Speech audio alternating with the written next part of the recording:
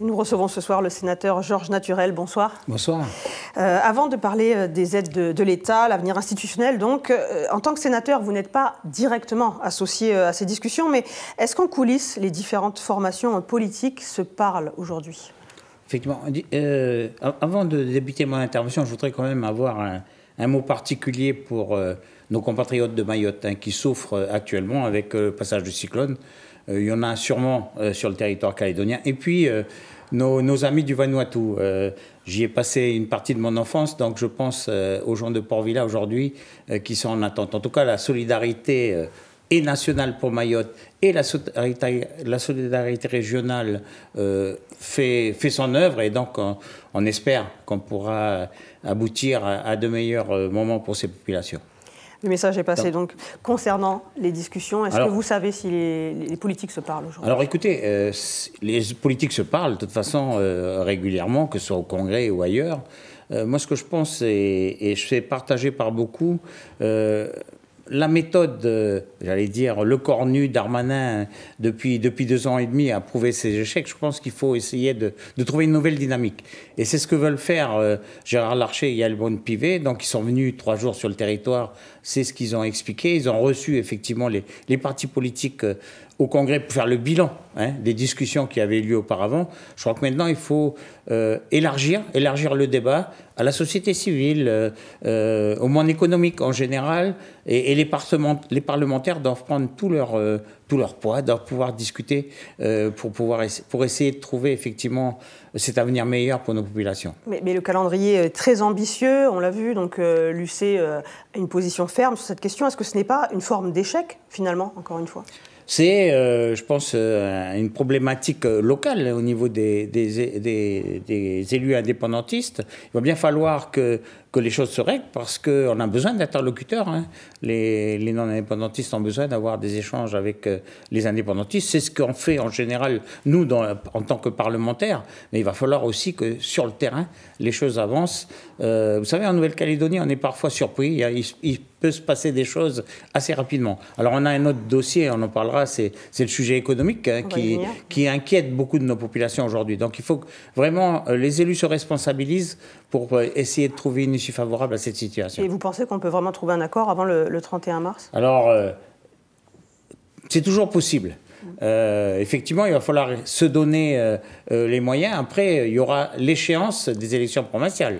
Et vous savez qu'on a cette date limite du mois de novembre, mais il ne faudra pas l'attendre forcément. Donc la vraie question, à un moment donné, c'est de savoir si on organise les élections provinciales avant un accord ou après un accord. C'est tout le débat aussi qu'on peut avoir dans les mois qui viennent. Et justement, en toile de fond, les élections provinciales, avec cette campagne qui ne dit pas encore son nom, mais est-ce que ça peut parasiter les discussions ? Effectivement, et puis on le voit, depuis, en tout cas l'année dernière en particulier, je pense qu'un certain nombre d'élus locaux sont forcément en campagne pour les provinciales, donc ils ne peuvent pas dévoiler leur position dans le cadre des discussions. Donc ça biaise forcément le débat politique dans ces conditions. Donc il va falloir à un moment donné faire un choix. Et c'est à l'État, à un moment donné, de prendre des décisions, à savoir si on doit organiser les élections provinciales au plus tôt pour pouvoir peut-être clarifier la situation.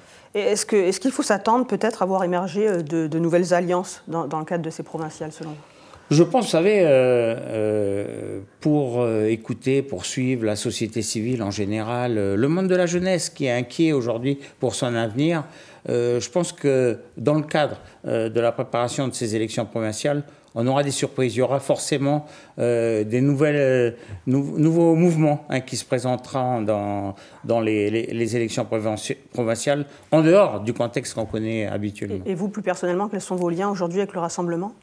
Mais j'ai pas de lien particulier avec le Rassemblement, vous le savez très bien. J'ai pas été associé au débat, et après ça fait partie. J'ai mes convictions, je vous l'ai souvent dit. J'ai mes convictions profondes qui sont celles du Rassemblement. Et en tout cas, je mène mon action aujourd'hui à Paris dans l'intérêt des Calédoniens. Venons-en donc aux aides de l'État. La situation politique à Paris est toujours très instable. François Bayrou succède à Michel Barnier. On attend bien sûr la constitution de son gouvernement sous peu. Quelle place pour l'urgence calédonienne dans ce contexte ? Alors je crois qu'il faut regarder les choses un petit peu de manière pragmatique. L'État quand même nous a accompagnés en 2024 malgré la dissolution, malgré, on l'a entendu tout à l'heure, 4 premiers ministres et Michel Barnier qui a duré 72 jours, 55 milliards quand même d'aide de l'État à la Nouvelle-Calédonie. Donc l'État sera toujours là pour nous accompagner. Aujourd'hui, la vraie crainte, c'est pour 2025. On a un gouvernement qui n'est pas encore en place. Le budget qui a été travaillé, en particulier au Sénat, avec un certain nombre d'amendements que j'ai pu porter, qui avaient été adoptés au Sénat. Est-ce que le budget sera reconduit ou réétudié en janvier et en février? Seul le gouvernement qui sera mis en place nous le dira. Alors c'est assez complexe techniquement. La loi spéciale a été promulguée ce vendredi. Qu'en est-il du prêt garanti de 1 milliard d'euros, c'est-à-dire 119 milliards de francs CFP, une enveloppe qui justement doit permettre d'abonder pour 2025? Alors ça, c'est une disposition qui a été prévue dans le budget 2025, qui n'a pas été adoptée, donc je l'ai dit tout à l'heure, au Sénat, qui sera discutée, je l'espère, au mois de janvier. Il faudra que dans l'intervalle, il y ait des dispositions qui soient prises pour accompagner la Nouvelle-Calédonie. Il peut y avoir une loi spéciale, il peut y avoir des dispositions budgétaires, mais c'est le gouvernement qui sera mis en place, je l'espère, ces jours-ci, qui pourra les proposer. Et d'ici là, justement, pour faire la passerelle, il y a donc ces 27 milliards qui ont déjà été actés pour 2024.